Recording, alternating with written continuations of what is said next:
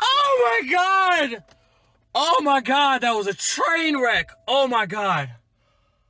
Oh! Marvel, how could you? How could you? Oh my god.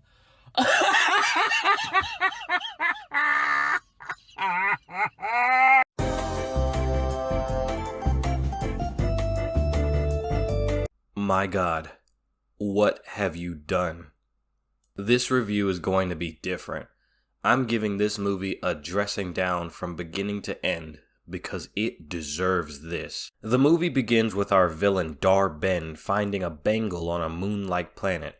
She has a similar hammer to Ronan the Accuser from Guardians of the Galaxy. Don't worry, I'm going to address this hammer soon. Dar-Benn gets angry because there are supposed to be 2 bangles, so where's the second one? We cut to Earth to see Kamala Khan doodling in her notebook. Who? Kamala Khan, main protagonist of the hit, well, not really a hit, but the Disney Plus show Miss Marvel. It's whatever, long story short, she has light powers that awakened by her bangle, which basically makes her a bootleg Green Lantern. Ah, the second bangle that Dar-Benn was looking for. So this is going to be about keeping the bangle away from Dar-Benn. But what did the show Miss Marvel say about Kamala's powers? Kamala, there's something different in your genes, like a mutation. So she's a mutant, which means she doesn't need the bangle to use her powers. It's even explained in the series and lightly in this movie that the bangle has its own set of powers separate from Kamala. Some of you may be asking, where's your proof she doesn't need the bangle to use her powers? It's in this movie. Hold that thought. So Kamala is fangirling about Captain Marvel, and we're treated to a neat little animation, which I have to admit, I liked quite a bit. It's cheap looking, but I still liked it. Purely for the fact that I haven't seen 2D animation on the big screen in nearly a decade. But that's besides the point. I was not aware that Captain Marvel even had that big of a presence in universe, as the majority of her deeds were off in the cosmos. I'm not saying Kamala couldn't be a fan of Captain Marvel. I'm more concerned about how and why when she's nowhere near as popular as the likes of Captain America, Iron Man, Doctor Strange, or even Hulk. Just as Kamala is about to head downstairs, her bangle begins to glow and Carol Danvers suddenly replaces her. Those who have seen Ms. Marvel will probably recognize this scene because it's the post-credit scene for the finale. Almost as if this is a sequel to a Disney Plus show and nothing else. We get taken back to earlier in the day to Carol on her ship using a scroll device to review her memories. This is where the movie should have started, but whatever. Carol gets a call from Nick Fury asking her to investigate a jump point anomaly nearby. At the same time, Captain Monica Rambeau sees a similar anomaly near Earth and goes to check it out.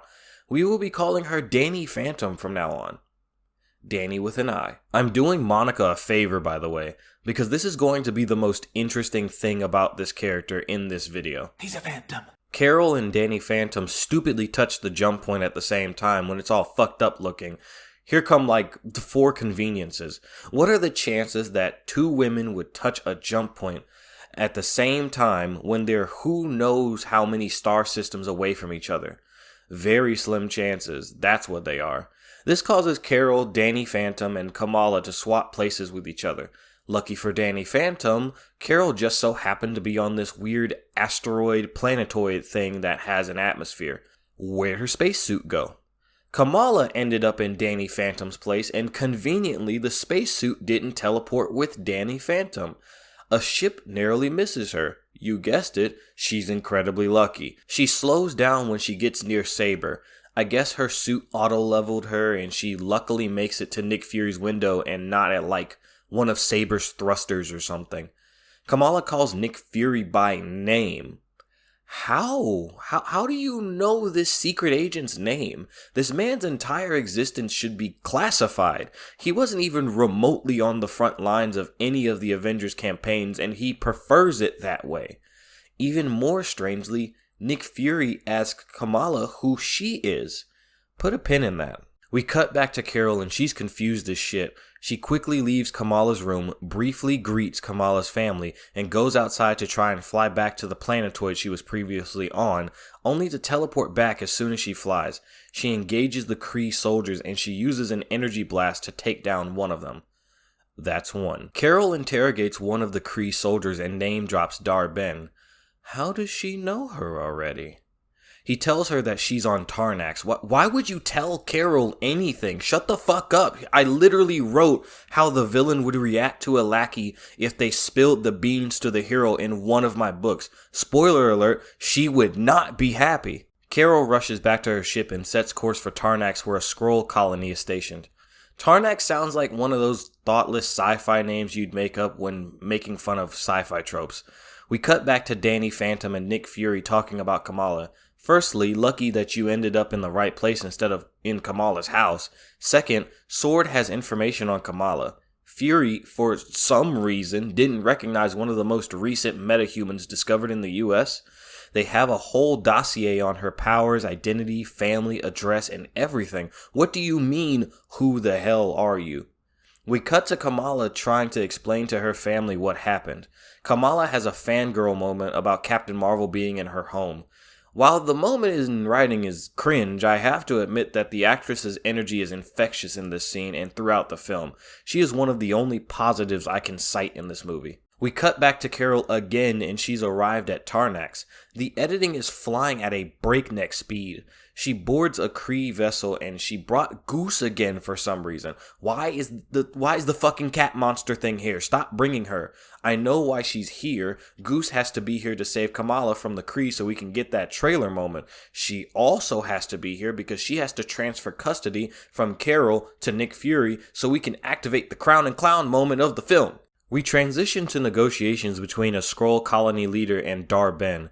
Dar-Benn womansplains to the Skrull leader how the Kree Civil War destroyed their homeworld and that the Skrull either take her offer to make amends and relocate or she's going to kill them all.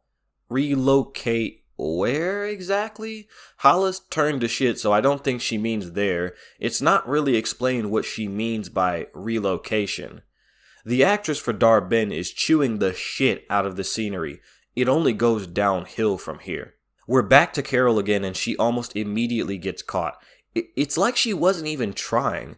I personally think this was a casualty of the editing room because we get this odd chest-high shot of Carol standing in the middle of the hallway.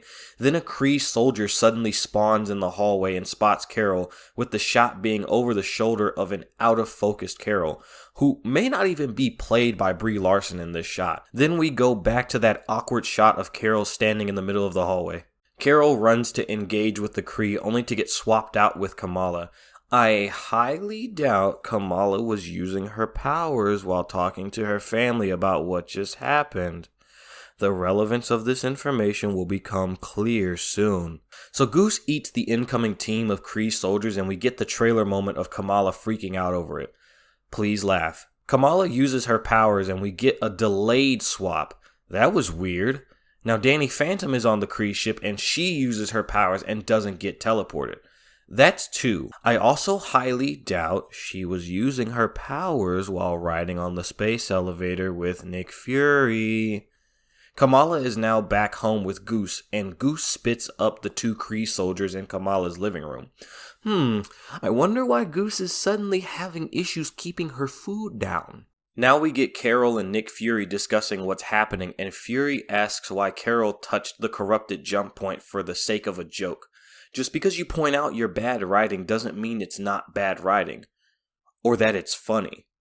Carol seems to figure out what's going on as she tries to show Fury what's happening by using her powers and ends up teleporting to Kamala's living room. The Kree attack her and call her the Annihilator.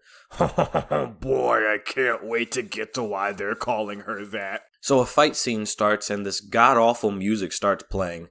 The song is called Rat-Ta-Ta by Missy Elliott and Skrillex, and listen to this ear-melting garbage on your own time. For some reason, Carol just starts utterly fucking up the Khan's home in order to beat the Kree.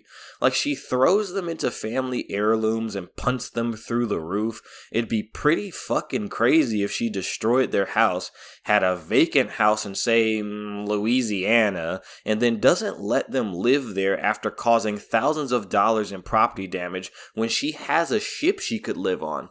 Yeah, that'd be pretty fucking crazy, wouldn't it? Kamala finds herself back on the Kree ship, then on Fury's space elevator.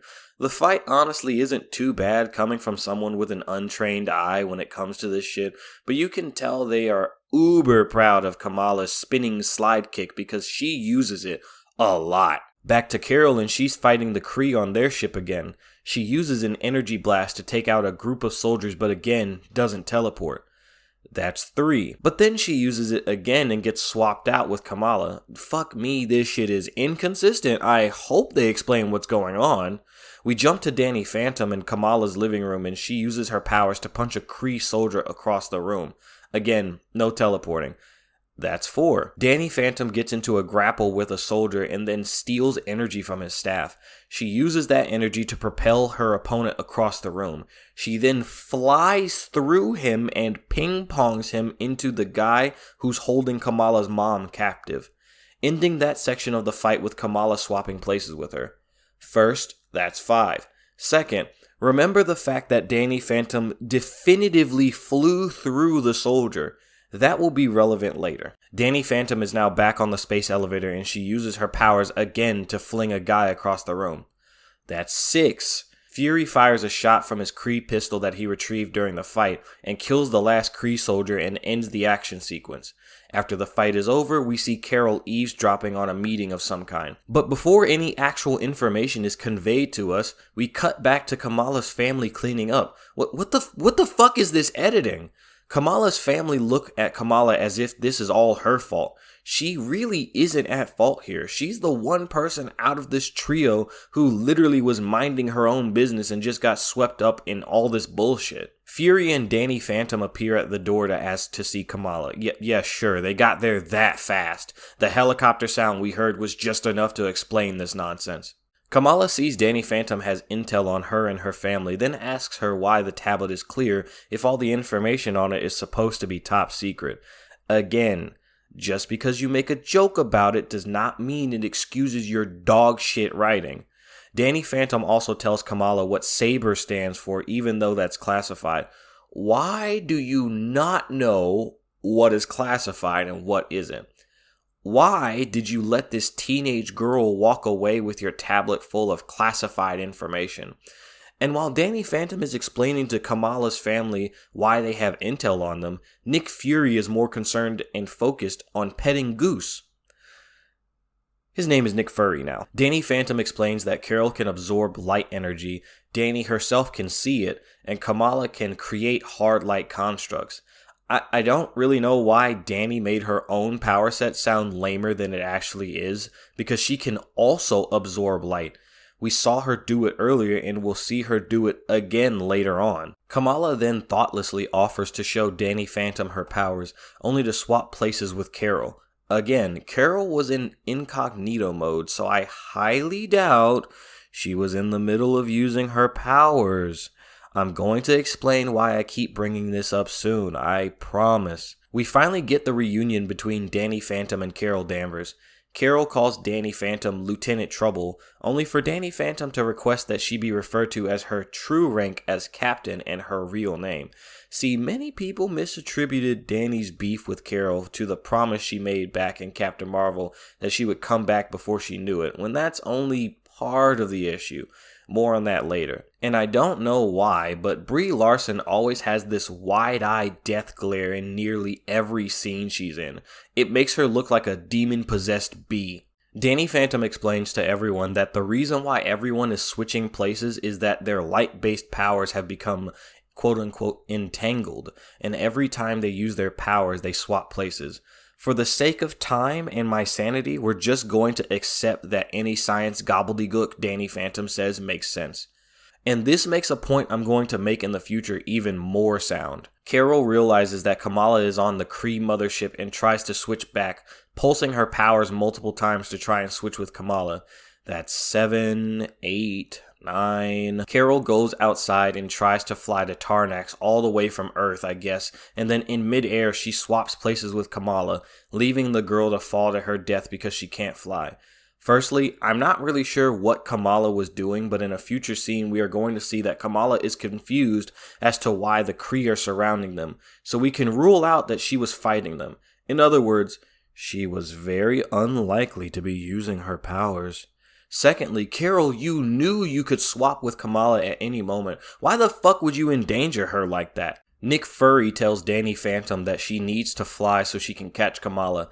Danny tells Fury that she technically hasn't done that yet. Really now? What about that time you went ghost and flew through that guy and then punted him across the room? Just do that again. Danny Phantom struggles to get going and then Fury says this cringe. Black girl magic! So Danny Phantom flies up to Kamala and catches her. There's no real suspense here because we're only about 25 minutes into the film at this point. Danny and Kamala use their powers several times in the air, but nobody gets swapped around. That's 10, 11, 12, 13. Danny tells Kamala that she can't hold on to her while they're flying because apparently Danny can't fly unless she's intangible.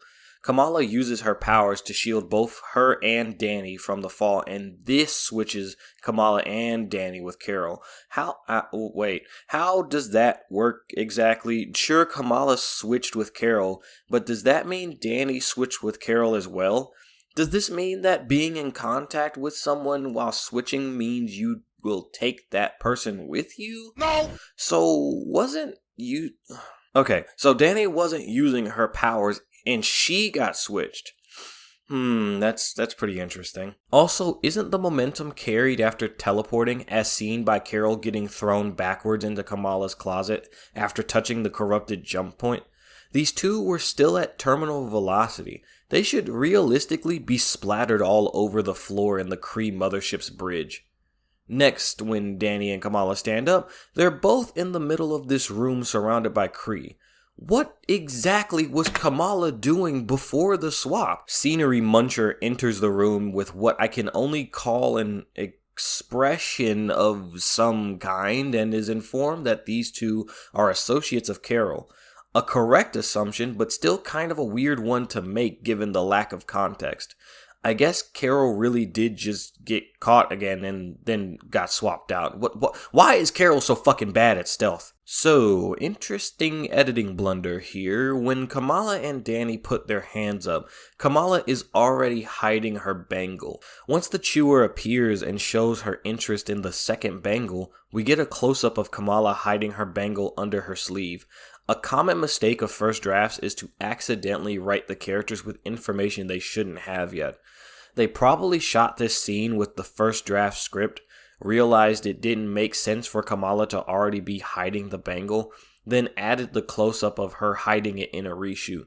Because the reality is that Kamala should have had no clue that the Kree wanted her bangle. She should have raised her hands, accidentally revealed she had the second bangle, and the movie should have been over. Or at the very least, Chewie should have known Kamala had the bangle way earlier than the second act. The science lackey asks the Chewer what they should do with Danny Phantom and Kamala.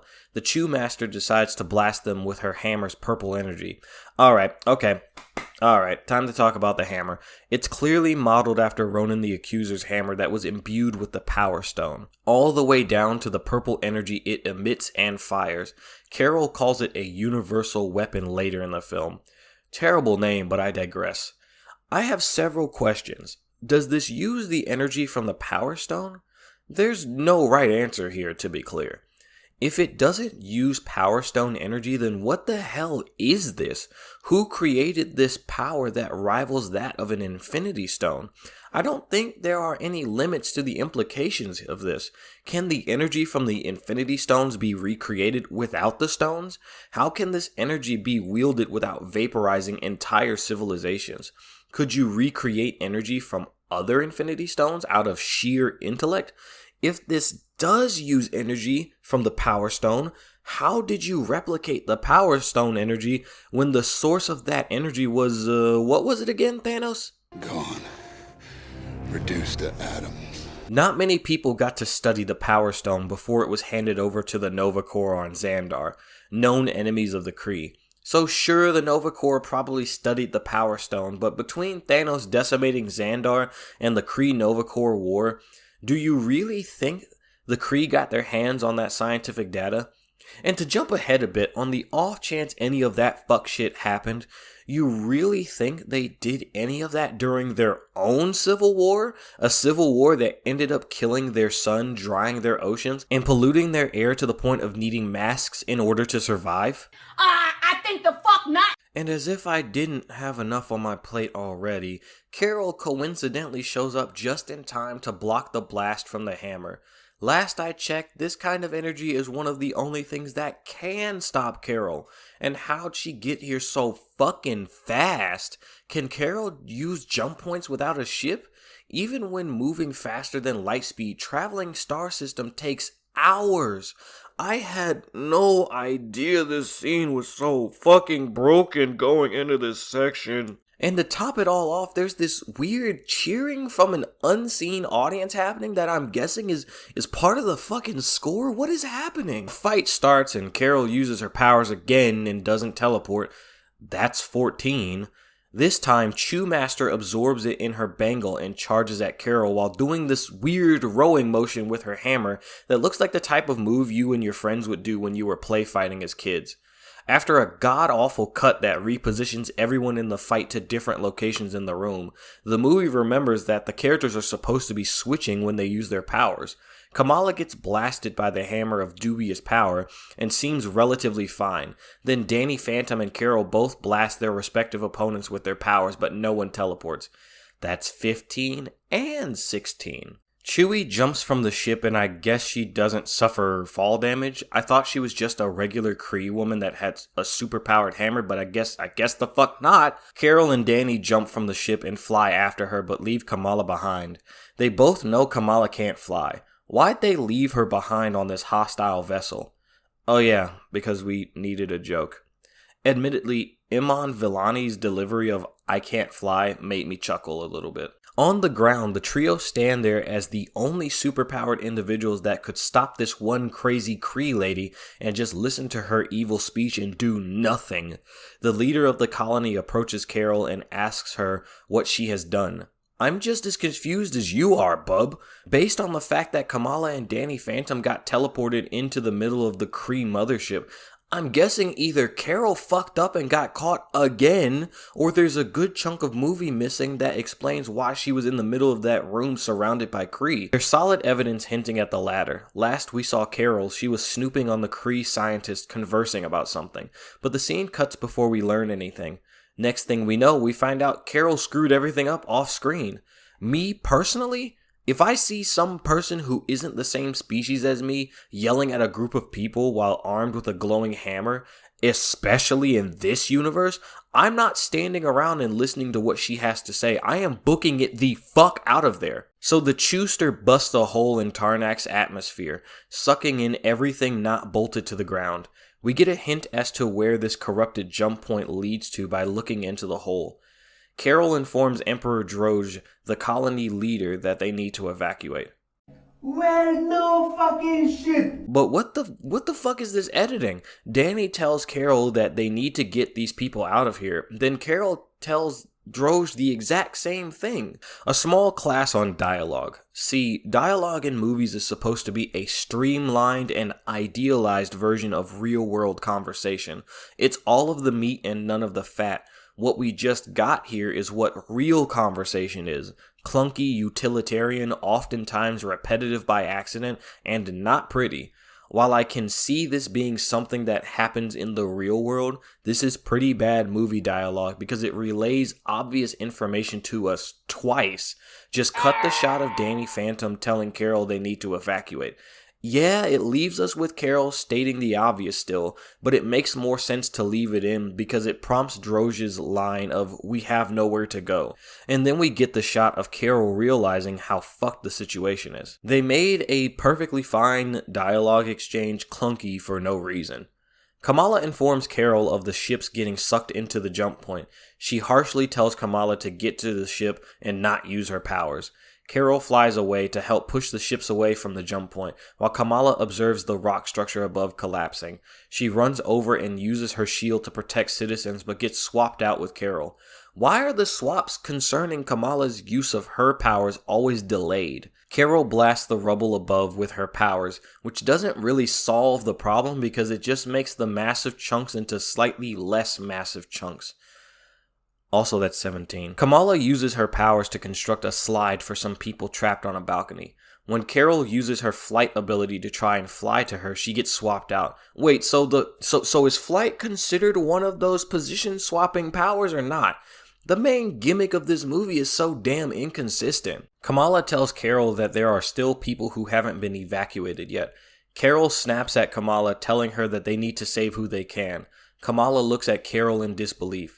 Here's a crucial moment where the film could get better.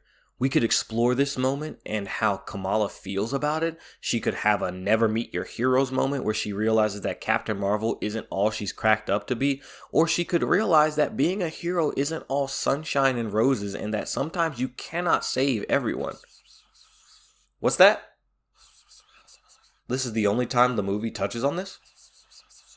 And they're going to abandon this plot thread and replace it with something far more shallow? Oh, fuck. So the survivors escape while hundreds of people are left to suffocate and die. I'm not sure this is the kind of call Captain Marvel would make. She doesn't strike me as the type of hero who would accept this kind of tough decision so easily. Maybe a darker character like Kratos, Commander Shepard, or V from Cyberpunk would make this kind of call, but Carol, a character who's supposed to be a beacon of hope? I don't think so. She seems to be on the same wavelength as Spider-Man, Captain America, Superman, and even Batman. An innocent life lost is an injustice, especially when you have the power to at least try. This scene would have been easier to swallow if Carol tried to save everyone and realized halfway through that she can't save them all as she watches debris kill more people than she can save. Damn. I can't believe I'm arguing that they assassinated Carol Danvers' character. We then cut to space and see Emperor Drozh remove his headdress in a display of reverence, for he cannot be a leader of a colony that no longer exists. He looks back at his people and bows his head in shame, probably feeling like he failed his people for hesitating to take the offer from the Kree. What an oddly small but powerful moment for a character that only gets about 5 minutes of screen time. Drozh tells Carol that the peace treaty between the Kree and the Skrull was going to be a good thing. Carol says that it was a trick to deceive the Skrull. Drozh says that Carol's intervention failed, implying that she did more than just show up and bust Kree skulls. That scene is probably sitting on the floor under Katrin Hedstrom and Evan Schiff's chairs in the editing room. Drozh tells Carol that his people don't need her help anymore, and Carol says she called a friend to help find the Skrull a new place to live. Drozh, probably feeling like shit right now, says that they have no choice. It's probably the least Carol can do after screwing everything up. Suddenly, a Bifrost beam flies through space and touches down on Carol's ship. Wait a minute, doesn't the Bifrost burn the ground that it makes contact with? We find out that it's Valkyrie in her stupid Men in Black suit that doesn't even fit her right. When exactly did she gain access to the Bifrost? I didn't see Love and Thunder, but did Valkyrie gain access to Stormbreaker or learn the arts of dark magic in that movie? Like, what the fuck did I miss? Whatever the case, the Bifrost does no damage to Carol's ship. Remembering the small details is for losers, I guess. Remembering that the Bifrost is low-key a weapon, only patrons of fucking Weenie Hut Jr. care about that shit. We only care about black girl magic and women in cheap, ill-fitting suits. But I have another question. When exactly did Valkyrie and Carol become this chummy with each other? I know we have 5 years unaccounted for in the MCU, but it would have been nice to at least see them in the same fucking room before this scene, so it wouldn't feel more forced than constipation after eating garlic naan and tandoori chicken. Valkyrie tells Carol that she can stand tall without standing alone. I guess this is the theme of the movie? But if the theme is that Carol needs to learn how to work in a team, what am I supposed to make of that all-woman scene in Endgame, or the entire plot of Captain Marvel where she partnered up with Nick Fury, then Maria Rambeau and Talos? Before the events of Captain Marvel, she worked in a team with several Skrull in a strike team tasked with dealing with Skrull insurgents. Did the writer even watch the previous movies? Kamala tells a small Skrull child that Captain Marvel will fix this. So you're already back to worshipping her. Your faith in this woman should be fucking shattered after what happened on Tarax. Even worse, we get a shot of Carol watching in the distance as if she's in awe that someone has so much faith in her. The previous scene and this scene are arguing with each other, and I don't know who is supposed to be the intended winner. Pretty sure Evan Schiff rolled his chair over the original scene that was supposed to take place here. So Valkyrie takes all the Skrull that were on Carol's ship, but in the shot of her leaving, all the Skrull ships that evacuated are just gone. Sloppy editing is an understatement here. We then go to Hala, where it is revealed that the Chewinator has stolen the atmosphere of Tarax so the Kree on Hala can breathe without respirators and masks. I've been informed that this is one of the plot points from Spaceballs, a sci-fi parody film. Make of that what you will. Chew-Mungus tells the Kree that she was there when Captain Marvel destroyed the Supreme Intelligence and set Hala on the dark and destructive path of war and famine.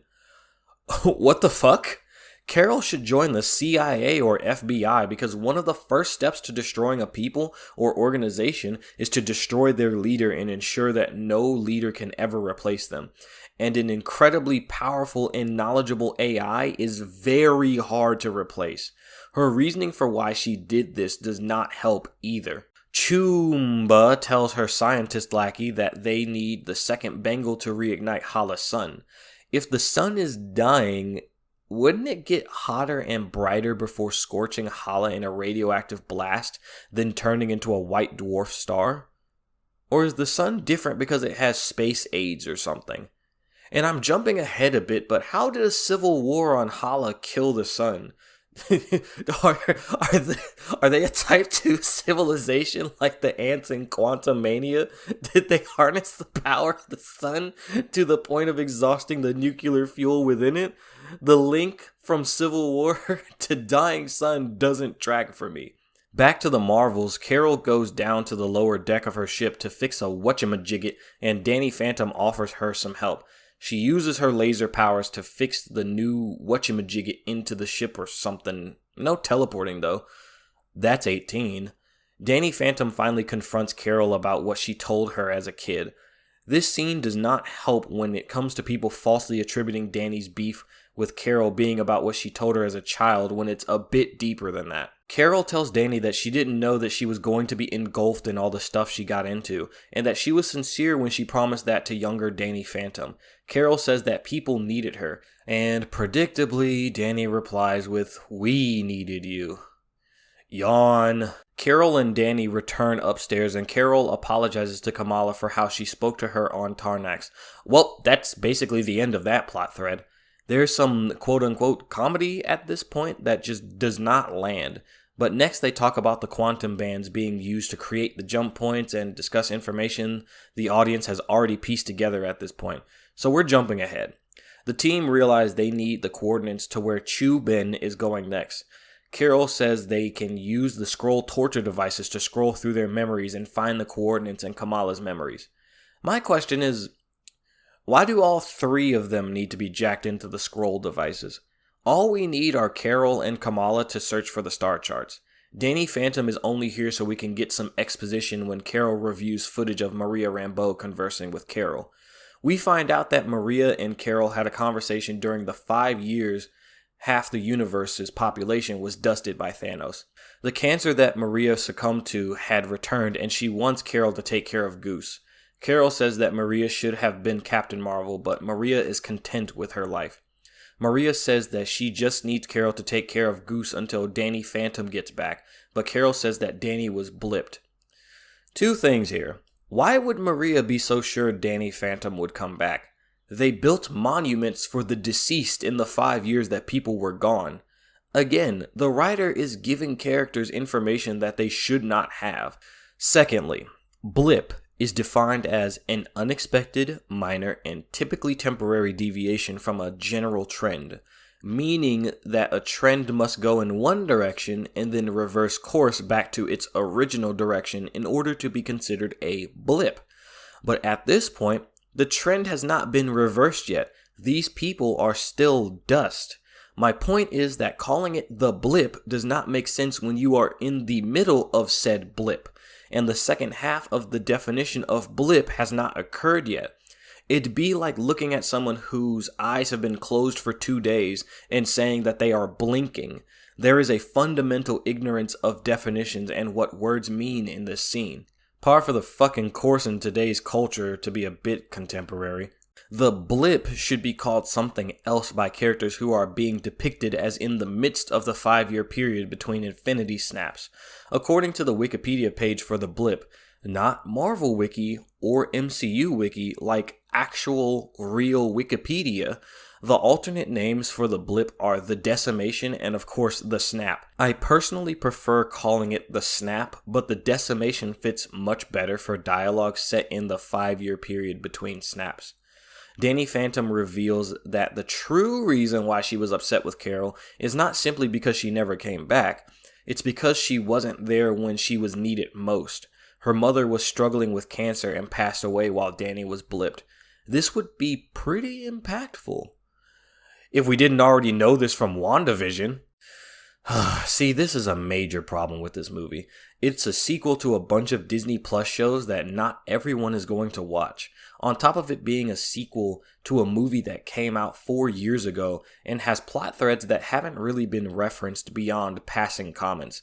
So it ends up being off-putting for people who haven't been keeping up with the shows, and it ends up being fucking rudimentary for people who are already aware of this information. And you'll be hard-pressed to remember anything from 2019's Captain Marvel unless you made a review for the damn thing like I did. That video is lost to the annals of time, don't go looking for it. Kamala hugs Danny because that's what you're supposed to do at this part of the movie. The character reveals their tragic backstory and the heart of the team is supposed to initiate a group hug to comfort them. Pretty odd that Carol needs to be coaxed by Kamala into comforting Danny Phantom when she was considered her aunt. Stop screwing up a character I don't even like. The Marvels work together to deduce that Dar-Chu is after resources and that water is next on her list. Never mind the chances of assuming a galaxy, let alone a star system, and being correct. Never mind that all MCU movies and TV shows that deal with needing a new home or resources consistently ignore the Thanos planet that 2018 Thanos was chilling on at the beginning of Endgame. We need conflict and a fucking streamlined plot, damn it. Carol references Aladna as a place that has a bunch of water, but she mentions it with much trepidation. After seeing the movie, I understand this trepidation. So there's a conversation with Kamala's family on FaceTime who are now aboard S.A.B.E.R in space, and basically Kamala's mom signs off on Kamala's field trip. Yay, or whatever. Furry tells Kamala's mom that nobody cares more than Captain Marvel. Yeah, tell that to the people of Tarax when she let hundreds of Skrulls suffocate and die and didn't even try to save everyone. We then get this disgusting fucking joke, I guess, of Goose licking herself as all of her tentacles protrude from her mouth. My dog makes this disgusting noise when she licks herself and it churns my fucking stomach. It's more off-putting than funny. Kamala is trying to workshop a superhero identity for Danny Phantom, and I realized at this point that this is basically the same joke from Black Adam where the annoying Kandaki kid wants Teth Adam to have a catchphrase, only this movie doesn't even have the payoff for this joke. You'll always be Danny Phantom with an eye in my heart, though. We also get a Hala reference to Vision, who we haven't seen since WandaVision. Where the fuck is he? His presence is missed in at least one movie, and no one has given us any concrete details as to where he is post-WandaVision. Do you understand how many problems could be solved if Vision was around? Okay, here's the scene that is going to make matters worse. It supposedly establishes that the Marvels need to be using their powers at the same time in order to switch. I've already highlighted a few times where that is not the case, and there will be more going forward. I'm guessing that the implication of this scene is that the two characters that use powers at the same time will switch places with each other. Of course, this isn't explicitly stated, but on top of that, this reading of the scene doesn't hold up when, at the beginning of the movie, there are quite a few instances where characters who aren't using their powers get swapped with a character who is. Like I said, I highly doubt Kamala was using her powers while explaining to her parents that the broken closet door was not her fault. It feels like this scene was written before the rest of the movie was. What sucks even more is that there are two interpretations as to how this gimmick works. Either any use of the powers swaps them out, or using powers at the same time swaps them out. There's inconsistencies in both interpretations. I've already talked about the latter, but in regards to the former, I've highlighted 18 points in which a character uses powers and doesn't get teleported. No matter how you slice it, this shit is a fucking mess. Neither interpretation is consistently used. The next scene is the start. The start of the crowning cataclysmic moment of clown world chaos. Some kind of foreign object has appeared in the system of S.A.B.E.R. At the distance the shot holds at, it looks like some kind of brain. It's something much stupider though, because at least a brain would have been weird and interesting. So the Marvels travel to Aladna. The cringe gets unbearable here. The people here only speak in song. If you do not sing, they can't understand you. I could not believe the things I had heard about this movie were true. This is the part of the movie where I officially delivered my kiss of death to this film.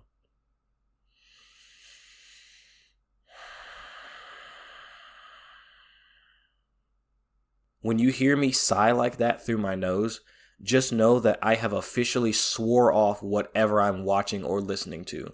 That is this is officially a bad movie sigh. The thing I'm experiencing has officially switched from entertainment to a chore. Carol explains that she basically got a green card marriage to the prince here. The movie never really elaborates on this, but someone should put those MCU shippers on suicide watch. The trio reach the main hall of the palace or something, and another editing screw-up occurs. Danny Phantom somehow ended up with 2 drinks before they even entered the room. They were on the elevator, then went straight into this room. You think the scene of Danny getting drinks is under Katrin or Evan's foot? So the Master of Ceremonies announces the arrival of the Marvels. No, like, he literally calls them the Marvels. How does he know to call them that? Don't know, but you know the movie is going to make a shitty joke out of it to try and hide their terrible dog shit writing. The prince approaches the Marvels and Carol changes her entire wardrobe off screen into a Captain Marvel themed gown. Then the prince's outfit changes off screen too. What the fuck is happening? You know that feeling where you get when you start feeling the drugs or medication hit and everything feels like it's at a Dutch angle? This sequence on Aladna is that feeling in film form. So the prince and Carol dance as Carol informs the prince that they're in danger. In song, of course. At the end, Carol reverts back to her casual clothes in the worst cut I've ever seen in an allegedly $200 million film. The sparkling effects over Carol's head look like particle effects in a Borderlands game, and there was no attempt to even use CGI to transition Carol from casual clothes to gown and back. It's just done in hard, abrupt cuts. I honestly can't tell which shots are the reshoots and which aren't. And then the greatest insult to our time occurs. Come to find out, the prince is bilingual, meaning he doesn't need to sing in order to communicate. What the fuck was the point of that cringe song and dance sequence if the prince can just talk? There is an impending attack. Time is of the essence. Quit fucking around and get prepared for battle. We cut to Nick Fury examining the brain thing, and we find out it's actually an egg, and there are 29 others on the S.A.B.E.R station. The stupidity is going to hatch very soon. I'll be here all week. We go back to Aladna, and the Marvels have all new suits that look like shit. Look at Danny Phantom here and tell me I'm being extra for calling her Danny Phantom with an I. Carol's costume looks dirty as hell, and Kamala's looks like a mid-tier Halloween costume. I've seen cosplayers make better costumes than these. Okay, so the Marvel's plan is to hide and then get the jump on Chewmungus and steal the bangle. Question: why does Kamala's bangle need to be here? Why risk Ben getting the second bangle when you can just lock it up on Carol's ship and then fight her without the stress of her possibly getting it? Danny Phantom's explanation of why they switch places at the beginning of the movie states that the teleporting is tied to their powers, not the bangle. Well, you might be saying, Kamala needs the bracelet to use her powers.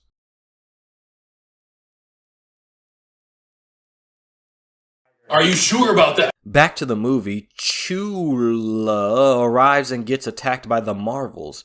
Fight ensues. Kamala has a weaponized scarf that hurts people through weaponized cringe.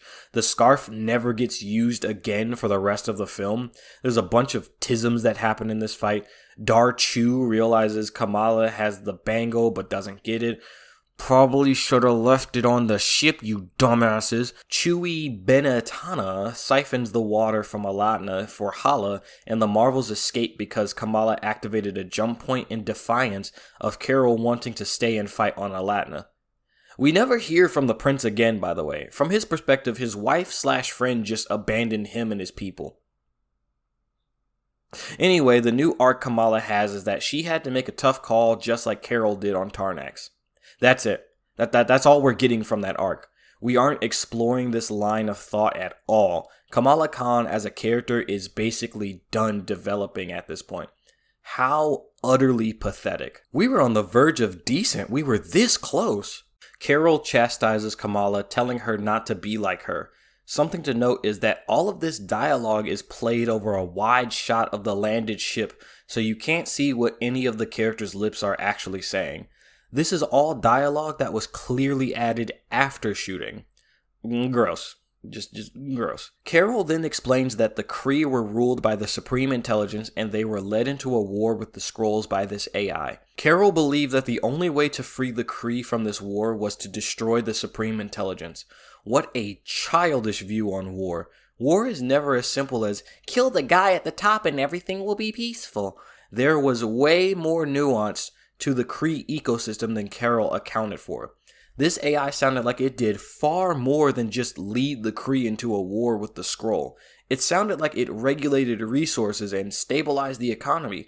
Carol destroyed a system with little to no understanding of how it works, despite living on Hala for 6 years. You utter dumbass. So the Annihilator tells Danny Phantom that she never wanted her to see that version of her, explaining why she never returned. Except for the 3 recorded times she did, twice in Endgame and once in this movie. The Annihilator thought that if she fixed what she did, she could come home. Danny Phantom explains that she never expected the Annihilator to be some perfect hero, she just wanted her aunt back. While she says this, we get a shot of Kamala reacting to that sentence as if Danny accidentally said something that applied to her. This really fuels my theory that Kamala was supposed to have a completely different arc in this movie. The Dark Night of the Soul section of the beat sheet is very, very brief in this movie. It doesn't explore the characters at their lowest point in any meaningful way when that's the entire fucking point of that beat in the outline. The Annihilator surmises that Chewbacca is targeting planets she calls home. Was Tarax really a place the Annihilator called home? Whatever, I just want this miserable disaster to be over. I'm not even going to talk about how this movie skipped over most of the Blake Snyder beat sheet. Aspiring writers, if you're going to use the beat sheet, fucking commit to it. Don't just use the parts of the outline you like or feel are necessary for your movie. So Chew Master's rips in the jump point system are sending shockwaves across the galaxy apparently, and they're damaging S.A.B.E.R's systems, requiring an evacuation. There's only one evacuation pod bay left, with the hard number of 15 escape pods online. Furry tells his team to fill the remaining ones and then come up with a plan B. No? If you fill all 15 escape pods, then there's no way for anyone else to get off the station. You might need to keep a few of them empty in case you don't find a plan B. You should be sending someone to get the remaining evacuation pod bays back online before moving any further. Then, without warning, something just gets engulfed in fucking flames in the center of the S.A.B.E.R station. It's never explained what this is, and the fire gets put out almost immediately, so it's barely worth mentioning. How is an emergency evacuation of a space station experiencing system failures and onboard emergencies that are barely worth mentioning? Furry opens a compartment to retrieve a fire extinguisher, and this is it. The moment you've been waiting for. The moment that broke me. Here we go. Furry sees that Goose is cozying up to these eggs, and one of them hatches, revealing a baby flurkin. And in the midst of an emergency, Nick Furry goes goo goo gaga over this little baby alien cat demon. Fuck me, whatever happened to this guy? He used to be cool. The baby flurkin eats a whole desk as everyone is accepting that they're screwed. Furry looks at the baby flurkin and then tells everyone to get to the evacuation deck. Do you see what this movie is setting up? Do you see this shit? The Marvels arrive at the site of dozens of baby flurkins being corralled towards the evacuation deck. One of them eats a guy, and Furry tells the Annihilator that this is part of the plan. The flurkin will be used to eat over 300 people.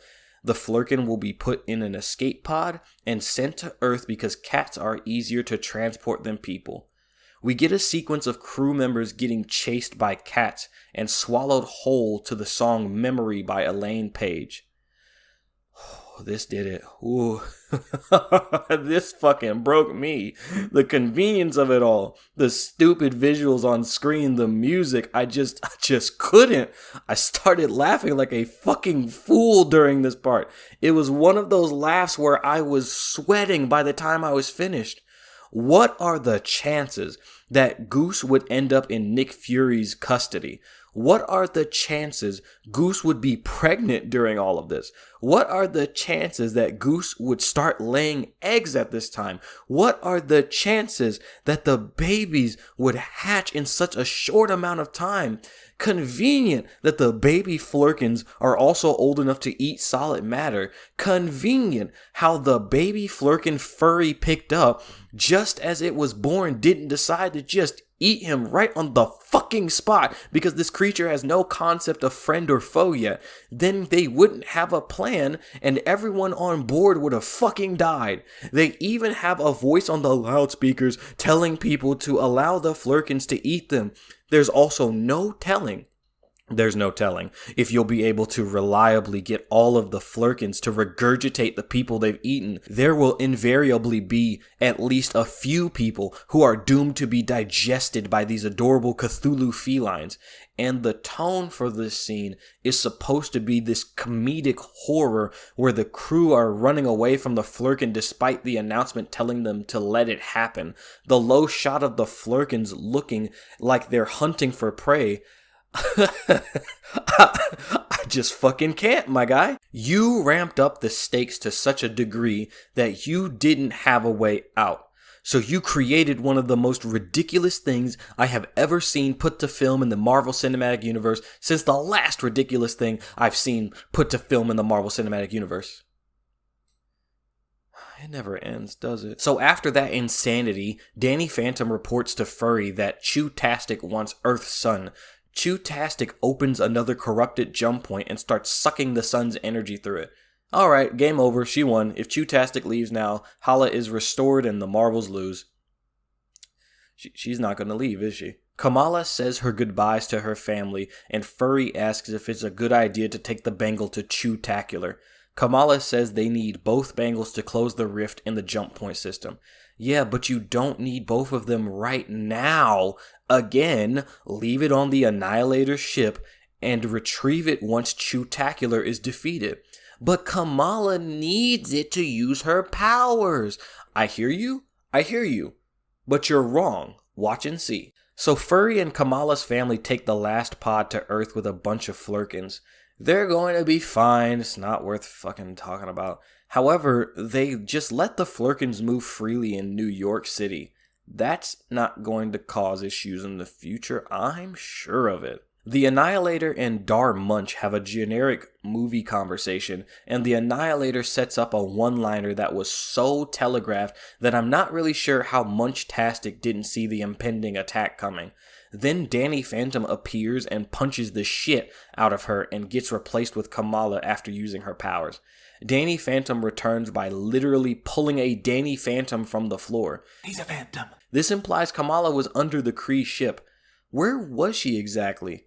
And then on top of that, wait a minute. I'm just realizing this. How did she know if they're supposed to be using their powers at the same time in order to swap places? How did she know to activate her powers at that moment in order to get onto the bridge of the ship? Oh my god, it falls apart the more I think about it. So another fight ensues, which is decent, I guess. I don't fucking know. But there's one glaring issue.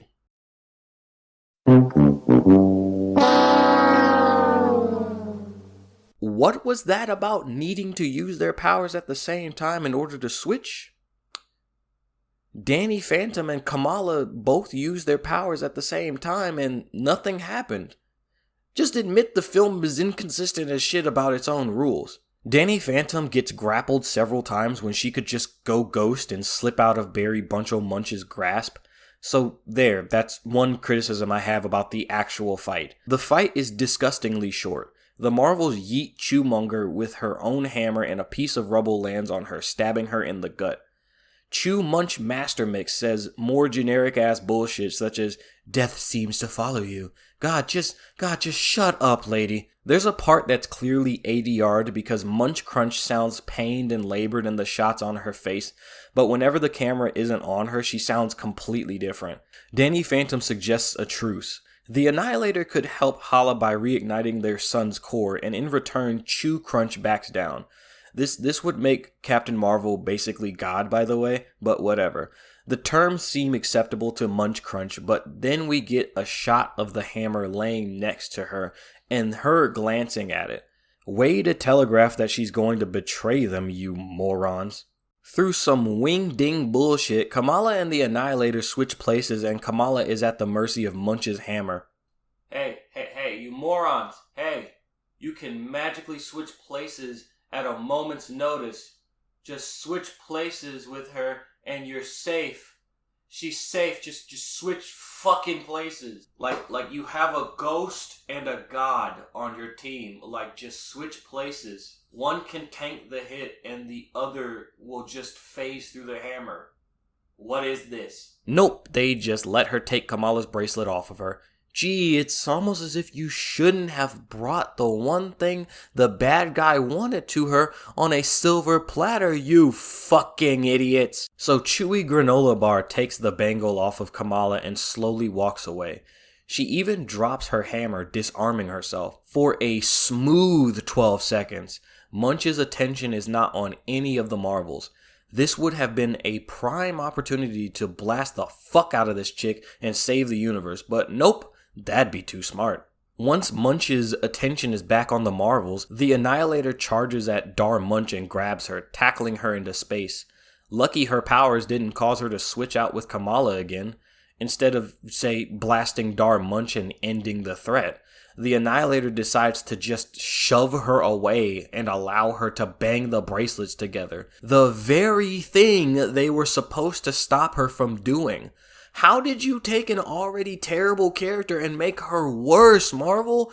It's frustrating enough to bring me to a boiling anger. So the bangles fry Dar-Munch to the bone and explode her, killing Dar-Munch and making the space rift worse. Interesting how she left the bangles behind and didn't vaporize them along with her body. Danny Phantom and Kamala realize their powers are no longer entangled and don't switch places anymore. The Annihilator was knocked unconscious and, get this, Kamala uses her powers to make a big-ass hand and grab Danny, the Annihilator, and the bangles and bring them back to the ship. So you mean to tell me... oh boy. You mean to tell me Kamala never needed to wear the bangle the entire movie, she very well could have left the bangle on the ship and still fought efficiently in combat. Marvel Studios should be defunded. The entire plot of the movie exists only because the characters were too stupid to behave logically. This movie is an automatic L. So Danny Phantom mentions that the portal has opened a rift in space-time, opening a doorway to a new reality. You know what that bullshit means. Multiverse, bitches! So now they've got to zap Danny Phantom with the energy from the bracelets. She closes the rift, gets stuck in the alternate reality. Kamala returns to Earth, tells Nick Fury that Danny Phantom is stuck in the fucking ghost zone. Yeah, whatever. This shit fucking sucks. The Annihilator goes to reignite Hala's son. One of Nick Fury's scientists drop throwaway lines about Tarax and Aladna recovering. The fucking Annihilator moves into her dead friend's old house. The Khans still have a fucking destroyed house. Fuck them, I guess. None of this shit fucking mattered in the end, did it? Oh, and Kamala wants to recruit Kate Bishop from the Hawkeye Disney Plus TV show into the Baby Avengers or something. She straight up apes the scene of Nick Fury talking to Tony Stark from the post-credit scene of Iron Man 1. Why is she referencing a scene and conversation that she should not be aware of? The shit she says doesn't even make sense. She tells Kate she's part of a much larger universe, and it's like, yeah? We've had 2 big purple men come down from space to try and fuck us up. One of them was from the fucking past. Alien snakes attacked New York. Dark elves were in England. And there's a fucking celestial in the Earth. The universe was always large, and the majority of the people in the MCU already know this. Oh, and the shit don't stop. In the mid-credit scene, we find out that Danny Phantom was transported into the Fox X-Men universe with a CGI beast played by Kelsey Grammer, and Danny's mother is alive and she's some no-name character that everyone searched for on Wikipedia after the movie ended. Kelsey Grammer? In a cash grab role? No fucking way. And can we please stop casting Lashana Lynch as every fucking character under the sun in the MCU multiverse? She's been 3 different characters in 4 years. This shit was clearly a last-minute addition because the CGI for Beast looks worse than usual for Phase 4 and 5 MCU garbage. They must have really cracked the whip in the CGI minds to get this done in, a month? No wonder the CGI artists want to unionize. This shit sucks balls. I fucking hate this garbage dumpster fire movie. The characters vary from ass cheeks to non-existent. The humor is thoughtless and surface level. The plot is, putting it nicely, retarded. The villain is a scenery-chewing clown. The themes and characters are as thoroughly explored as a Sonic Frontiers map with 2% completion. The only potentially interesting parts of this movie have been swept up by Disney janitors off the cutting room floor, and the events of this film are self-contained and will probably never have any impact on the rest of the MCU, let alone be referenced. Let me be real for a second, Marvel. I mean, more real than I've been for over the past hour and some change. Just let the MCU rest. You need to do way better than this if you want to save this franchise.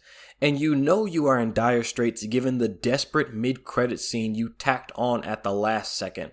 Space out each project and give each one time to cook. Make sure all active projects are in communication with each other so shit stops contradicting pre-established stuff.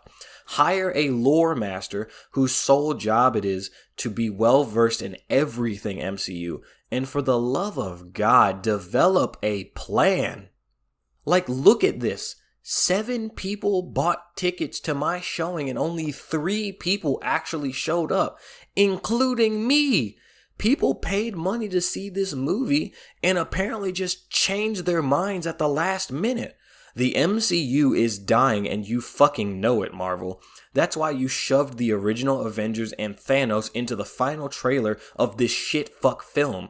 You panicked and included a CGI beast that looks like he belongs in a PS4 game because you fumbled your handling of the X-Men when that should have been the very first thing you should have been working on as soon as you got your greedy mitts on the IP. You have the easiest money printer in the world to operate and you somehow fucking broke it. Get your shit together, Marvel, because whatever you're doing clearly doesn't work. Whew, wow, that was intense.